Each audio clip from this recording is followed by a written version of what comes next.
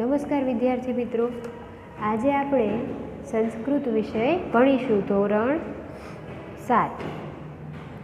આપણે આગળના વિડીયોની અંદર ત્રીજો પાઠ કો રૂક એટલે કે કોણ નિરોગી છે એનો પાઠ્યપુસ્તકમાં સમજ્યા હતા।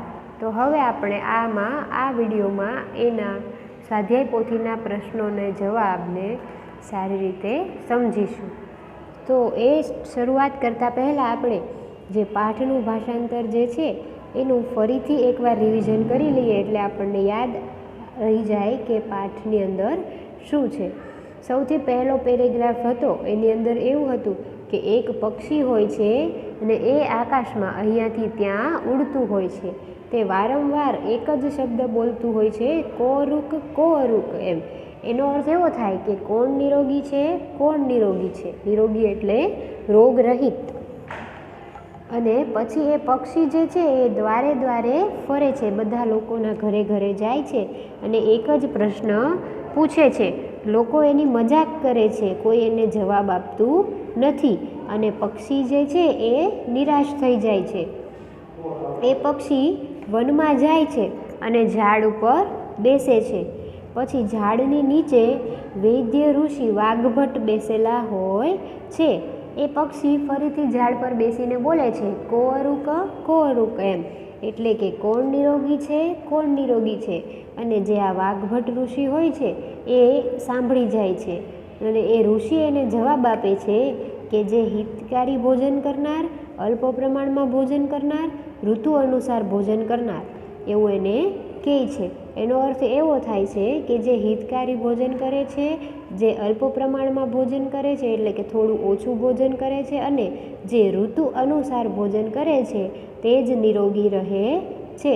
સંતોષ પામેલું પક્ષી ઋષિની પાસે આવે છે, તે ઋષિને નમે છે અને પછી તે પોતાના સ્થાને જાય છે। તો આમ આપણે આ પાઠ ભણ્યા હતા। હવે આપણે એ પાઠના સ્વાધ્યાય પોથીના પ્રશ્નોનો જવાબ સમજીશું। તો સૌથી પહેલો પ્રશ્ન છે, પક્ષી કિમ વદતી? પક્ષી શું બોલે છે? તો શું બોલે છે પક્ષી? કો રૂક। તો જવાબ આવશે વિકલ્પ એ, કો રૂક। પક્ષી કુત્ર અત્ર તત્ર ગચ્છતિ? પક્ષી ક્યાં અહીંયાથી ત્યાં જાય છે? તો પક્ષી આકાશમાં અહીંયાથી ત્યાં ઉડે છે એટલે એનો જવાબ આવશે વિકલ્પ બી, આકાશે। ત્રીજું, કો રૂકની સંધિ છોડો। કો રૂક શબ્દ છે એની આપણે સંધિ છૂટી પાડવાની છે, તો એની સંધિ છૂટી પડીને થશે કહ અરુક। કહ એટલે કે કોણ, અરુક એટલે કે નિરોગી, કોણ નિરોગી છે। બીજું વિકલ્પ બી એનો જવાબ છે। ચોથું, કોરુક ઇતિ શબ્દસ્ય કહ અર્થ અસ્તિ? કોરુક આ શબ્દનો શું અર્થ થાય છે? તો એનો અર્થ થાય છે કોણ નિરોગી છે। વિકલ્પ બી, કહ નિરોગઃ, કોણ નિરોગી છે। પાંચમો પ્રશ્ન જોઈએ, પક્ષી આકાશમાં ક્યાં જાય છે? તો એનો જવાબ આવશે પક્ષી આકાશમાં આમ તેમ જાય છે, અહીંયાથી ત્યાં એમ આમ તેમ જાય છે। છઠ્ઠો પ્રશ્ન, સાચા શબ્દ પર ખરું કરો। પહેલો શબ્દ છે અત્ર તત્ર। તો અત્ર તત્ર એટલે શું થાય? અહીં તહીં કે અહીંયા જ? તો અત્ર તત્ર એટલે થાય અહીં તહીં, એટલે કે અહીંયાથી ત્યાં એમ। બીજું છે સહ એટલે શું થાય? તે કે સહુ?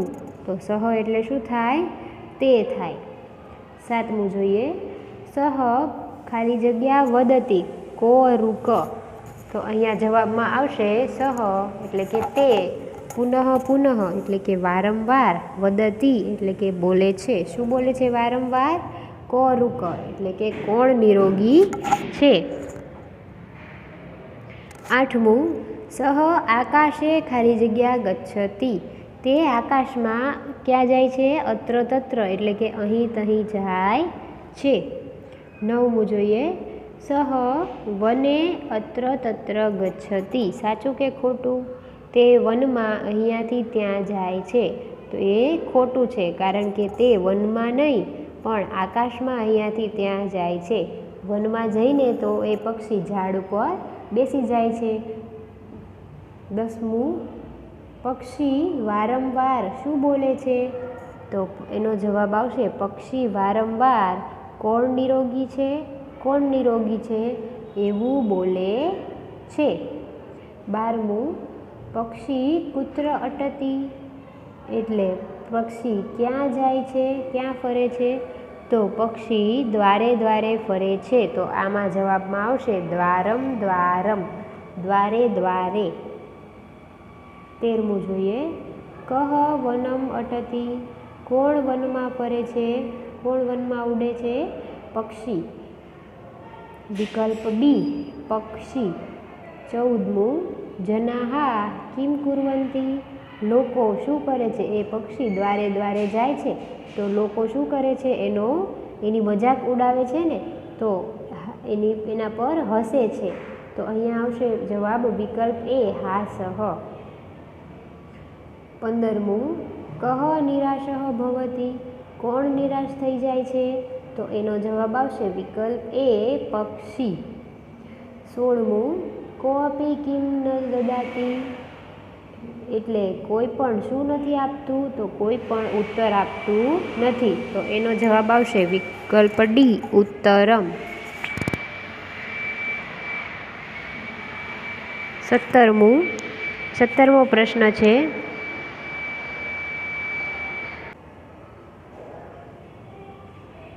17મો પ્રશ્ન છે, પક્ષી કેમ નિરાશ થાય છે? તો એનો જવાબ આવશે કે કોઈ પણ ઉત્તર આપતું નથી એટલે પક્ષી નિરાશ થઈ જાય છે. પક્ષી વારંવાર પૂછતું હતું ને કે કોણ નિરોગી છે, કોણ નિરોગી છે, તો એનો જવાબ એને ક્યાંયથી મળતો નથી, એટલા માટે પક્ષી જે છે એ નિરાશ થઈ જાય છે. ચાલો 18મો સવાલ જોઈએ, પક્ષી કયો પ્રશ્ન વારંવાર પૂછે છે? તો એનો જવાબ છે, પક્ષી પૂછે છે કે કોણ નિરોગી છે, કોણ નિરોગી છે એવો પ્રશ્ન એ પક્ષી વારંવાર પૂછે છે. 19મું જોઈએ, પક્ષીનો પ્રશ્ન સાંભળીને લોકો શું કરે છે? તો પક્ષીનો પ્રશ્ન સાંભળીને લોકો એની મજાક કરે છે. 20મું જોઈએ, સાચા શબ્દ પર ખરું કરો. તો સૌથી પહેલો શબ્દ છે ઉપહાસમ. તો ઉપહાસમ એટલે શું થાય? મજાક કે હસવું.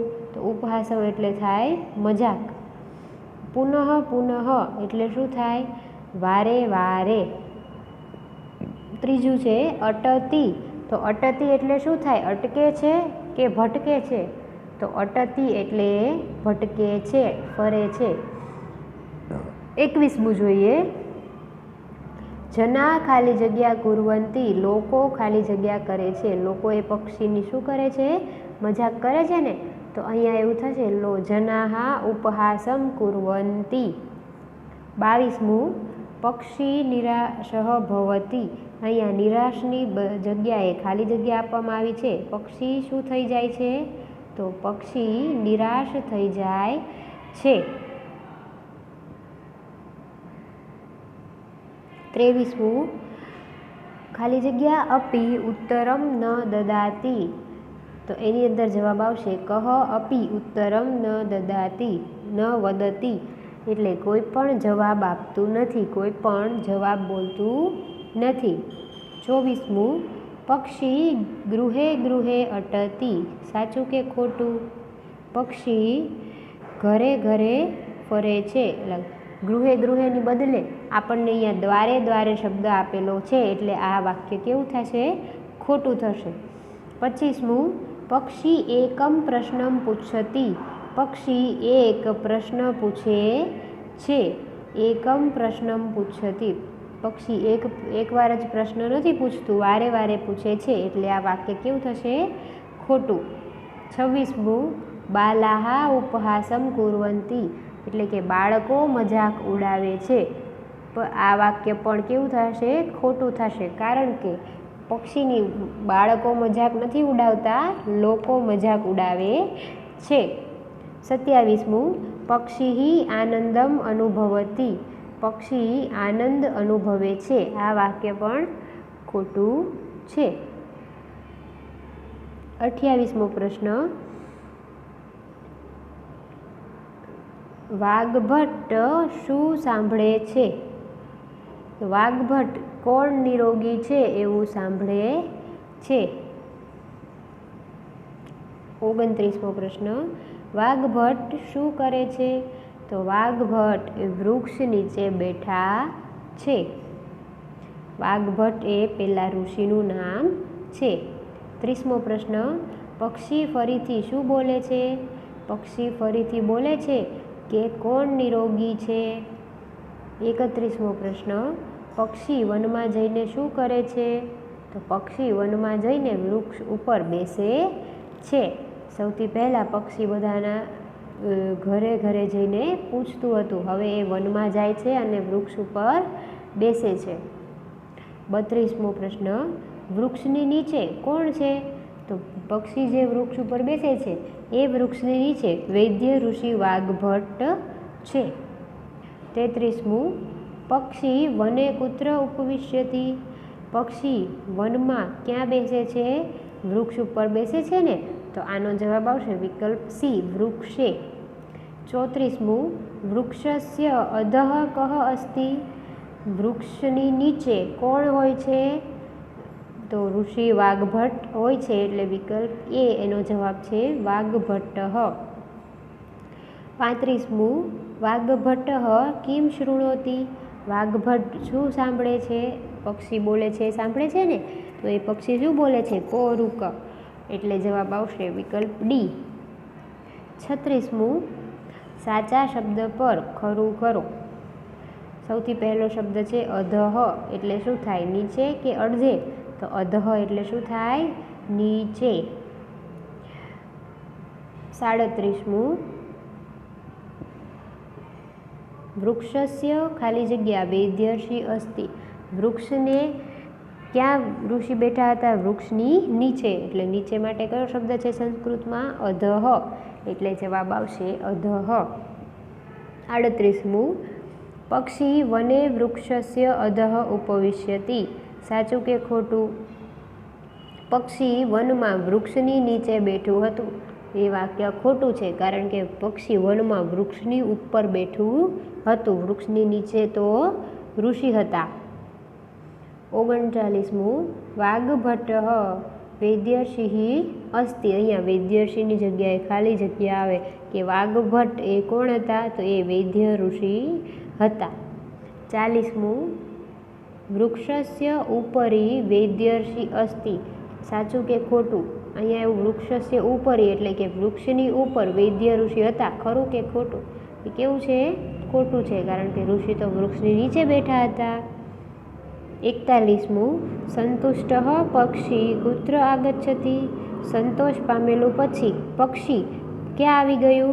तो ए ऋषिनी पासे आवी जाय छे, एटले ऋषि समीपम, ए विकल्प ए ऋषि समीपम।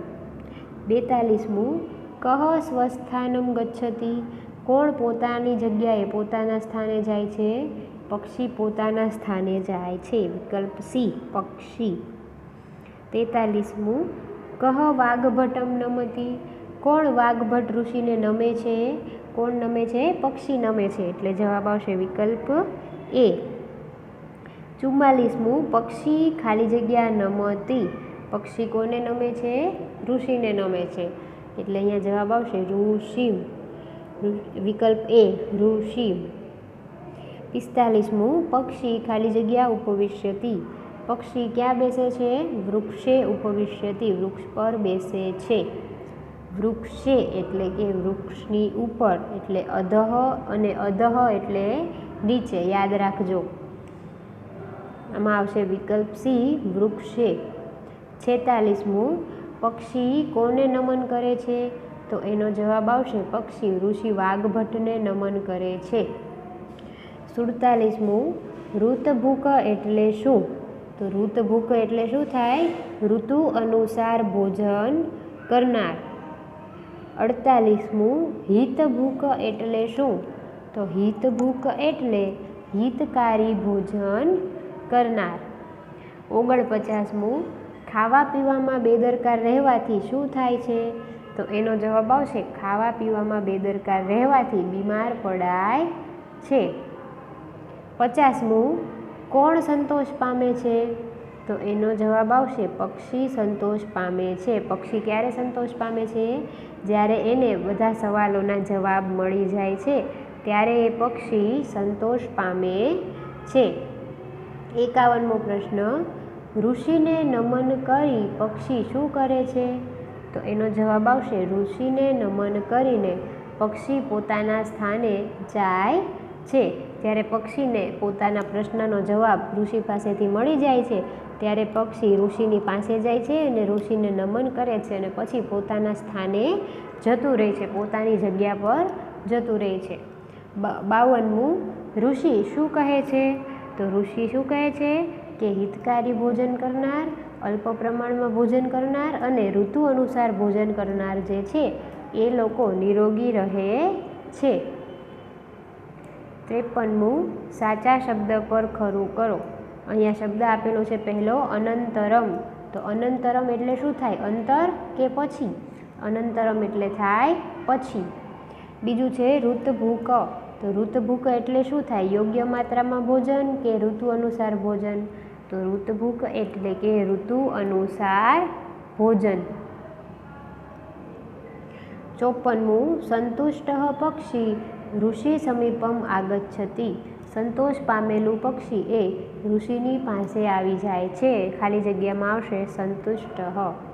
55મું સહ રાજર્ષિમ નમતિ.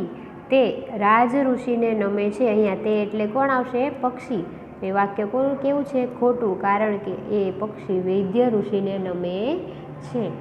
56મું સહ અન્ય સ્થાનમ અગચ્છતિ. તે બીજા સ્થાને જાય છે. આ વાક્ય પણ ખોટું છે. સહ સ્વસ્થાનમ ગચ્છતિ હોત તો એ વાક્ય સાચું પડે. એટલે અહીંયા અન્ય સ્થાનમની જગ્યાએ શું હોય? સ્વસ્થાનમ. એટલે આ વાક્ય પણ ખોટું છે.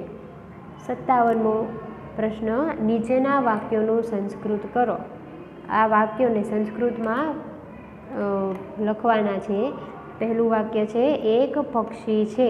તો એનો જવાબ આવશે એકઃ પક્ષી અસ્તિ. એક પક્ષી છે. બીજું છે કોણ નિરોગી છે? તો એનો જવાબ આવશે કઃ નિરોગઃ. આ વાક્ય છે એટલે આપણે અહીંયા એવું લખવાનું છે કઃ નિરોગઃ. આ વાક્યનું સંસ્કૃત કરવાનું છે એટલે. પણ જો આપણને એવો પ્રશ્ન પૂછાય કે પક્ષી શું પૂછતું હતું તો આપણે કઃ નિરોગઃની જગ્યાએ શું લખીશું? કોરુક.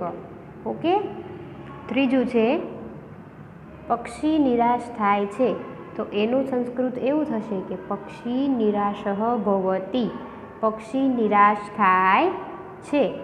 તો આમ અહીંયા આપણો આ પાઠના જે સવાલ જવાબ છે સ્વાધ્યાય પોથીના એ પૂરા થાય છે. હવે આપણે આગળના વિડીયોની અંદર આગળનો પાઠ ભણીશું. Thank you.